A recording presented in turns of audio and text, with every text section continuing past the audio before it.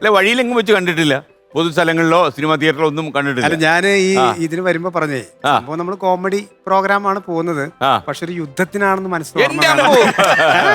നീ അങ്ങനെ തോന്നലുണ്ടോ? എനിക്ക് അങ്ങനെ തോന്നിയില്ല സാറേ. നിയാസിന് കുറച്ചുകൂടെ എന്നെ അറിയാവുന്ന അല്ലേ? ഓക്കെ, കാരണം ഈ നിയാസ് മറിമായത്തിലൊക്കെ കുറെ അല്ലേ, കുറെ കളിച്ചല്ലേ? തുടക്കം കുറിച്ച് സാറല്ലേ. ഞാൻ മാത്രമല്ല, എനിക്കുള്ള ഏറ്റവും സന്തോഷം ആ പ്രോഗ്രാമിന് പേരിട്ട് പോലും ഞാനായിരുന്നു. സാറേ എനിക്കൊരു അടിത്തറ പാകി തന്നെ സാറാ, മറക്കരുത്. എനിക്കറിയാം. ഓക്കെ, അതൊക്കെ ഒരു ഗുഡ് ഓൾഡ് ഡേയ്സ് അല്ലേ നവാസ്? നിങ്ങളെ കാണുമ്പോൾ ഒരു സന്തോഷം അതാ. കാര്യം നിങ്ങൾ ഇപ്പോഴും ഇത്രയും വർഷമായിട്ട് നിങ്ങൾ സജീവമായിട്ട് ഫീൽഡിൽ നിൽക്കുന്നു, അത് ചെറിയ കാര്യമല്ല. പ്രത്യേകിച്ച് ഈ കോമഡിയൊക്കെ എപ്പോ ചളവായെന്ന് ചോദിച്ചാൽ മതി അല്ലേ? എനിക്കൊന്ന് നിയാസ് ചേട്ടൻ, നവാസ് അനിയൻ. പക്ഷേ ചില ആൾക്കാർ തിരിച്ചു, ചില ആൾക്കാർക്ക് അറിഞ്ഞേ കൂടാ. ഞാൻ അവനേക്കാൾ 2 ഇഞ്ച് കുറവാണല്ലേ. അതാണ് കാര്യം അല്ലേ? ഓക്കെ, അപ്പൊ ഈ അനിയന്റെ ആക്രമണം സാധാരണഗതിയിൽ എങ്ങനെയാ നമുക്ക് കേൾക്കുന്നത്? ഞാൻ ഇങ്ങനെ വളരെ ഫ്രണ്ട്ലി ആയിട്ട് വളരെ സൗമ്യമായിട്ട് നിൽക്കും. ഒന്നിച്ച് പ്രോഗ്രാമിന് പോവുമല്ലോ. ഞങ്ങൾ ഒരുമിച്ചാണ് പ്രോഗ്രാം മുമ്പ് ചെയ്തിരുന്നത്. മറ്റേ അവസാനം ഈ ശമ്പളം വീതം വയ്ക്കുമ്പോ ടെൻഷൻ ഉണ്ടാവൂ? ഇല്ലല്ലേ? അങ്ങനെ ഒരു പ്രശ്നം. ശമ്പളാവൻ തന്നെ കൂടുതൽ മേടിക്കണം, പ്രശ്നമൊക്കെ ഉണ്ട്.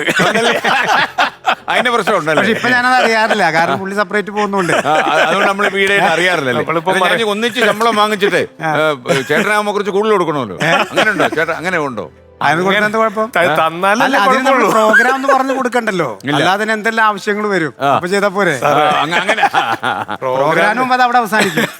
നമ്മുടെ ഒരു കരുതലും കരുത്തും എപ്പോഴും കൂടെ. ഞാൻ എല്ലാ പ്രോഗ്രാം കഴിയുമ്പോഴും എന്തെങ്കിലും ഒരു കാര്യം വേറെ പറയും. അതിന്റെ കൂടെ പിന്നെ ശമ്പളം കറക്റ്റ്. ഓക്കെ, ഒരു കുഴപ്പമില്ലല്ലേ, എക്സ്ട്രാ നമ്മൾ വാങ്ങിക്കും.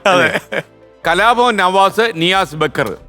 എന്താ അതിന്റെ ഒരു സംഭവം? രണ്ടുപേരും കലാഭവനായിരുന്നു അല്ലെ? രണ്ടുപേരും ബക്കർ ആവായിരുന്നു? അല്ല, അത് കാര്യം എന്താണെങ്കിൽ സാറേ, നവാസ് ഒരു 8 വർഷത്തോളം കലാഭവനിൽ ഉണ്ടായിരുന്നു.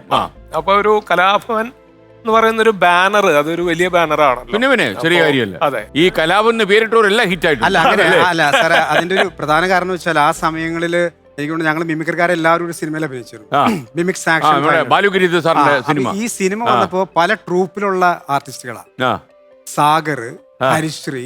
അപ്പൊ ഇങ്ങനെ വന്നപ്പോ നമ്മൾ ഇത് കൊടുക്കാതെ നിവൃത്തിയില്ല. അതെ, അപ്പൊ ഐഡന്റിറ്റി അങ്ങനെ സ്റ്റാർട്ട് ചെയ്ത് അങ്ങനെ അനൗൺസ് ചെയ്ത് വന്ന് പിന്നെ അത് അങ്ങോട്ട് റൂട്ടായി പോയതാ. ഞാൻ കലാഭവനിൽ പോവാത്ത ഒരാളാ. പോയില്ലല്ലേ? ഇല്ലില്ല, ഞാൻ നാടക സമിതിയിലായിരുന്നു. ഞാൻ മാളച്ചേട്ടന്റെ നാടക ട്രൂപ്പിലായിരുന്നു. ഓ, അവിടെ എത്ര കാലം ഉണ്ടായിരുന്നു? ഞാൻ ഒരു 2 വർഷം. എനിക്ക് സ്റ്റേജ് ഒക്കെ ഒന്ന് സ്റ്റഡി ചെയ്യാനും എങ്ങനെയാണ് ആക്ടിങ് ഒക്കെ കുറച്ചും കൂടെ ഒക്കെ ഒന്ന് വൃത്തിയാക്കാൻ വേണ്ടി അതെ നാടകത്തിനാ പോയത്.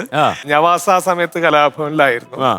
അപ്പൊ എന്നെ സംബന്ധിച്ചിടത്തോളം പിന്നെ ബാനറിന്റെ ഈ നാടകത്തില് മാളയുടെ കൂടെ പോയപ്പോഴേ ഏത് ടൈപ്പ് വേഷമായിരുന്നു സാറിന് ചെയ്യുന്നത്? ഞാൻ കോമഡി ക്യാരക്ടർ ഒരു മഫൻ ക്യാരക്ടറാണ് അതിലുണ്ടായിരുന്നത്.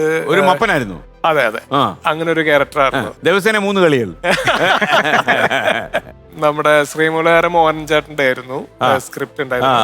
ഏത് നാടകമായിരുന്നു അത്? വള്ളവനാടൻ തിയേറ്റേഴ്സ് എന്നാണ് നാടക സമിതിയുടെ പേര്. അതില് കോടി ജന്മങ്ങളായി എന്ന് പറഞ്ഞ നാടകം മാളച്ചേട്ടനാണ് അത് സംവിധാനം ചെയ്തത്, അരവിന്ദേട്ടനാ സംവിധാനം ചെയ്തത്. ഓക്കെ, അത് കുറെ കാലം കൂടി അല്ലേ? കഴിഞ്ഞിട്ട് പിന്നെ ഈ കോടിയിലേക്കാണ് വരുന്നത്. പിന്നെ അത് കഴിഞ്ഞല്ലേ കോടി അടിച്ചു മാറ്റാൻ. ഇപ്പൊ ഇന്നലെ രാത്രി ഉറങ്ങി കാണല്ലോ മിക്കവാറും. കാര്യം കോടി കിട്ടുമോ, കിട്ടിയാൽ എന്ത് എന്നുള്ള ആലോചനയാണ്. KS പ്രസാദ് ആണെന്ന് തോന്നുന്നു ഇതിലേക്ക് കൊണ്ടുവന്നല്ലേ? തീർച്ചയായും അത് കലാഭവനിലേക്ക് തന്നെ കൊണ്ടുവന്നു. കാരണം ഞാൻ അതിന്റെ അദ്ദേഹം താമസിക്കുന്ന വീടിന്റെ തൊട്ടടുത്ത് തന്നെ എനിക്കൊരു 1 man ഷോ ചെയ്യാനുള്ള ഒരു അവസരം കിട്ടിയിരുന്നു. ഉമ്മയുടെ വീടാണ് എറണാകുളത്ത്. നവാസ് 1 man ഷോയിലായിരുന്നു കൂടുതൽ ശ്രദ്ധിക്കപ്പെട്ടെന്ന് തോന്നുന്നു. അങ്ങനെയാണ് കലാഭവനിലേക്ക് ഞാൻ വരുന്നത്. അങ്ങനെ തന്നെ എന്റെ ഫസ്റ്റ് ഷോയും കലാഭവന്റെ എന്റെ അതെന്തായിരുന്നു 1 man ഷോ അന്നത്തെ? ഓർമ്മയിൽ നിന്ന് ചകഞ്ഞു മാറ്റി ഇപ്പോഴത്തെ തലമുറയൊന്നും കണ്ടിട്ടില്ലല്ലോ. ഫിലോമിന ചേച്ചിയൊക്കെ അനുകരിച്ചിരുന്നു. പിന്നെ വെസ്റ്റേൺ അവതരിപ്പിച്ചത് ആർട്ടിസ്റ്റ് കുറച്ചൊക്കെ ഉണ്ടായിരുന്നു. ജനാർദ്ദൻ ചേട്ടൻ, ഫിലോമിന ചേച്ചി, പിന്നെ വെസ്റ്റേൺ മ്യൂസിക് എന്ന് പറഞ്ഞൊരു സംഭവമൊക്കെ ചെയ്തിരുന്നു. അങ്ങനെ ഇൻഡിവിജ്വലായിട്ട് നമുക്ക് ചെയ്യാൻ പറ്റുന്ന കുറച്ച് ഐറ്റംസ്. ഒരാളിൽ നിന്ന് ഇത്രയും സംഭവങ്ങൾ എന്നുള്ളൊരു ഫീഡ്ബാക്ക് ഭയങ്കര രസമായിരുന്നു. അത് അവരുടെ ഒരു വലിയ സൗണ്ട് സിസ്റ്റത്തിൽ ഞാൻ ആദ്യമായിട്ടാണ് അത്രയും വലിയൊരു സിസ്റ്റത്തിൽ ചെയ്യുന്നത് കലാഭവന്റെ.